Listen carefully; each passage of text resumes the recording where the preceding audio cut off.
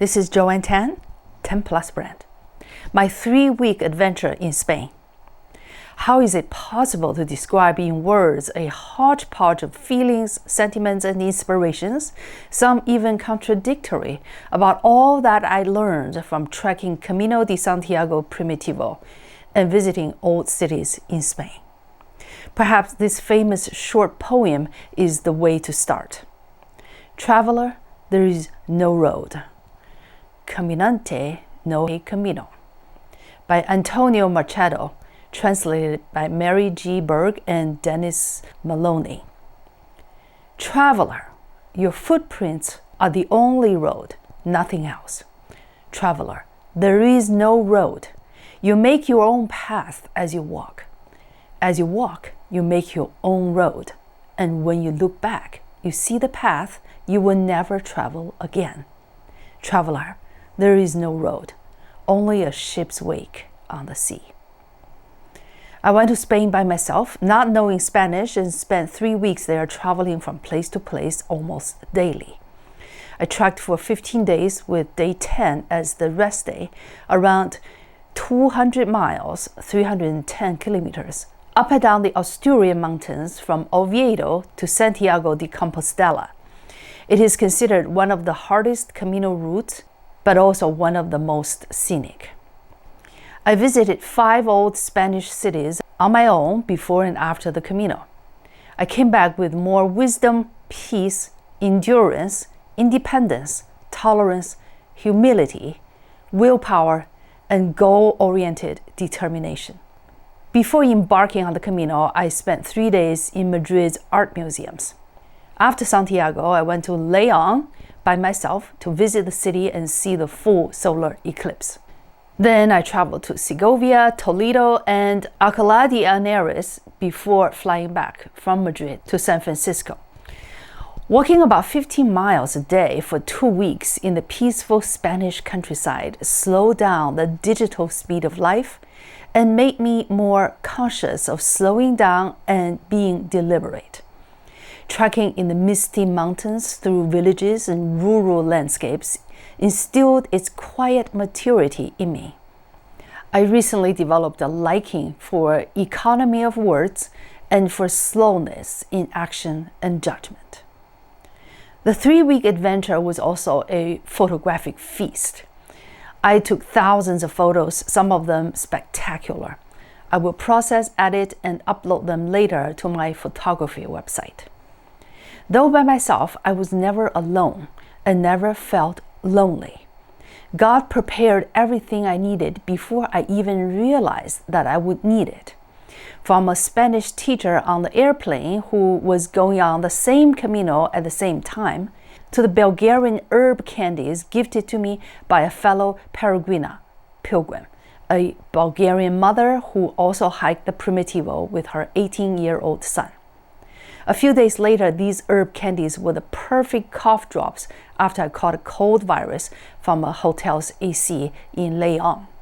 In fact, the best times were those when I was by myself, conversing one-on-one with God, thanking Him for the awesome mountain views and the people He placed on my journey, and asking Him for guidance.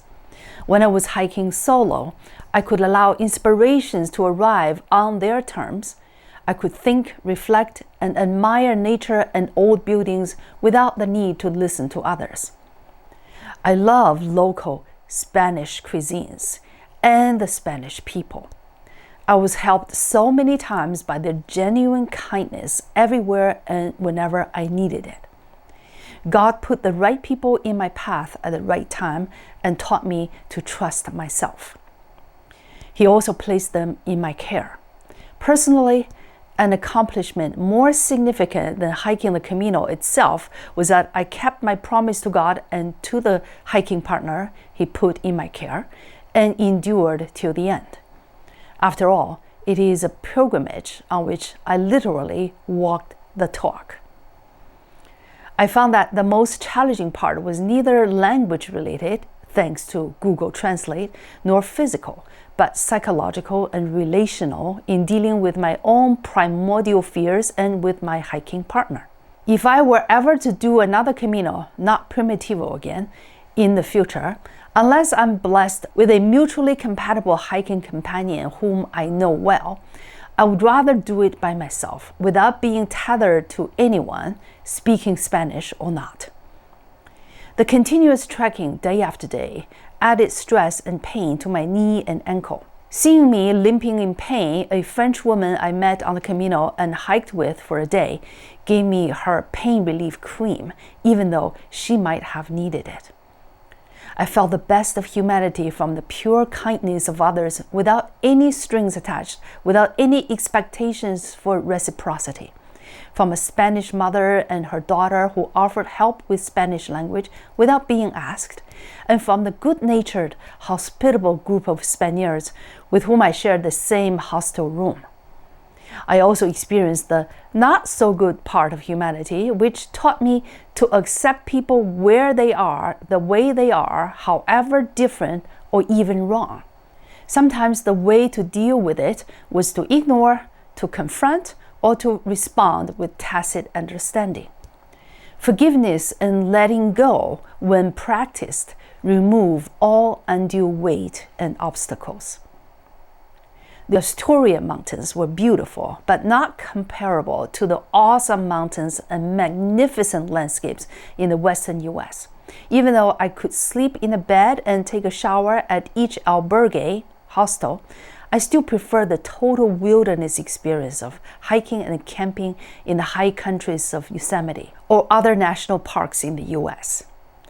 If walking the Camino was a spiritual journey, it is also a mental and physical endurance test. I boil down my Christian faith to 2 words: forgive and repent. Without these, there is no way to reach love, peace, and joy. Not being a Catholic, arriving at Santiago de Compostela was more symbolic and metaphoric. Santiago is a goal. Life revolves around goals. I'm now better prepared for my next career goals. Climbing many mountains and hills on the Camino Primitivo has given me a focused, single-minded approach. I returned with more calmness and the new mental habit of minimizing my response to stress triggers, though not successful every time. I gained a detached way of approaching challenges in life. This budding, unfazed, and unfrazzled approach resulted cumulatively from dealing with a number of challenges. These included dealing with an unavailable Renfe train. Renfe is Spain's national railway operator. The last-minute dash to the airport to get the last seat on the flight to Oviedo, the changing dynamics with my hiking partner, and problem-solving in unexpected situations. Sometimes I relied on others' help, sometimes I resorted to a combination of intuition, judgment, and resourcefulness of my own. Among so many things I have learned, here are a few that stood out. Trust my own instinct. It is harder to trust and follow my own instinct, which, in my opinion, is one way God sends me messages. It takes focus and practice to tune out external noises, temptations, self-doubt, and distractions that override my own instinct. Every time I ignored what my instinct told me, I suffered the consequences. Had I listened to my better judgment not to turn on the AC and thus not needed to use the hotel's blanket, I might have avoided the viral cold I believed came from the AC's contaminated filter and the bed bugs from the hotel blanket. Every time I heeded my own instinct, things turned out right. Not listening to a Renfe employee's wrong advice and finding the correct direction to the right circumnavia commuter train by seeking a second opinion from the ticket office. Not following the crowd on the wrong path on the Camino, etc. Adventure solo or with others. Many men and women chose to walk the Camino Primitivo solo. A lot of them were going through transitions in life. Some were going to start a new career, taking several weeks off between jobs to walk the Camino. Some quit their jobs and were in search of themselves. On Primitivo, most were in their 30s, 40s, or 50s. Many were teachers. It makes sense since they have long summer vacations when schools are closed. On the more popular Camino Frances, there were younger crowds in their 20s. Most non-solo programs walking together were couples in stable relationships or were related by blood. I saw families, an entire nuclear family, mother and daughter, mother and son, sisters, brothers, father with adult children in their 20s. Other than families and loved ones, sharing the journey with someone you just met on the Camino usually is not meant for the entire journey, maybe just a day or two in hindsight. A couple of days walking, eating, and sharing a hostel room together can reveal a lot about what kind of people we each are. To me, to keep my Camino as my own experience required intentionality about independence, given the human needs for both community and solitude. Solitude and companionship, detachment and community. Solitude is far more enjoyable than companionship formed out of convenience. A completely unfit companion could ruin an adventure experience, as I learned from a previous wilderness backpacking trip in Yosemite. Even if the companionship was out of convenience or mutual practical needs, I could still have found solitude by creating my own internal space, sometimes walking alone on the Camino. To make the Camino my own demands a balance between community and self, the need to be social as well as being independent and detached. I wish I hadn't exerted myself to keep up with the pace of my hiking companion. A companionship is not enjoyable if it is mainly out of fear. Fear of being alone, fear of abandonment, fear of not belonging, etc., or out of need. Whom I travel with is just as important as where I travel, just like growing a business with a partner. Again, it is better to do it solo than with an unfit partner. Having a great hiking partner can add so much more joy to an adventure. That would be the best. Human minds are inclined to remember the hurt more than the good. Life is too short. Let the bad rapidly recede in the river of memories. Choose to remember the good memories.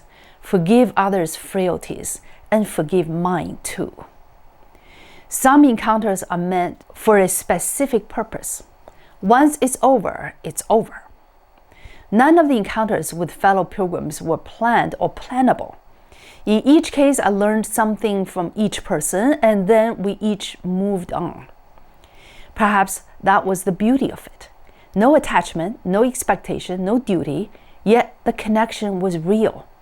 We all have left something with each other, ourselves. All experiences in life share this passing nature, passing by every place, every person, and passing through every day like a dream. You cannot step into the same river of life twice. Each passing moment, let it pass. Home sweet home. At the end of every day of trekking, I shared some photos and a brief message with my sons and those in their lives. That connection to the home base anchored my vagabond journey from one new place to another in a foreign country. Towards the end of my third week of touring Spain, the longing for home increased its volume, like Maurice Ravel's Bolero. The Odyssey theme of the pull and push between adventure and going home was felt more intensely as the sojourn extended. Is the Camino for everyone? I'm not sure. It's a unique lifestyle experience. My lesson is that if you can handle both solitude and community, or if you prefer to be left alone, or if you have good companionship, you can enjoy it and learn about yourself and about life on the Camino. To me, it was a worthy growth experience, mentally, physically, and spiritually. The natural scenery and historical sites I passed through are best accessed, visited, and enjoyed by hiking. Walking many hours, mostly in nature and through villages, day after day, is meditative. The restorative effect of walking in nature day after day connects us to the celestial rhythm of Mother Earth, which is therapeutic and healing. Some people intentionally bring their unresolved issues to the Camino and seek resolutions or closures through walking long miles. Some choose to be open to whatever inspiration comes randomly. I did both and got both. The Camino is a meeting place of all nationalities. I met people from France, Germany, Belgium, the Netherlands, the UK, Serbia and Montenegro, Bulgaria, Italy, Hungary, Korea, Hong Kong, and United States, and of course, Spain. Another unexpected good thing from hiking the Camino was that I came home 5 pounds lighter. I came home with my Camino habit of rising before dawn, starting the day while it's dark and having an unhurried, quiet morning. I had wanted to do this for so long, but never could consistently get up early. Thanks to Spain's fierce summer sun and hot weather in July and August, I and my hiking companion got up around 5:30 a.m. We hit the trail with my headlamp around 6 a.m. when it was still dark. We did most of the walking during the cool hours in the morning and wrapped up 7 hours of hiking around 1 p.m. Even though I did not think it was a big deal when I reached Santiago, looking back now, I'm so grateful that I did not get sick or injured during the Camino and completed the journey exactly as scheduled. I realized that I accomplished quite a bit over 3 weeks, including touring Spain before and after the Camino. This trip has changed me. I look forward to more adventures in other parts of the world. This is only a short summary of my 3-week adventure in Spain in the summer of 2026. I will get around to writing more details later. Thank you.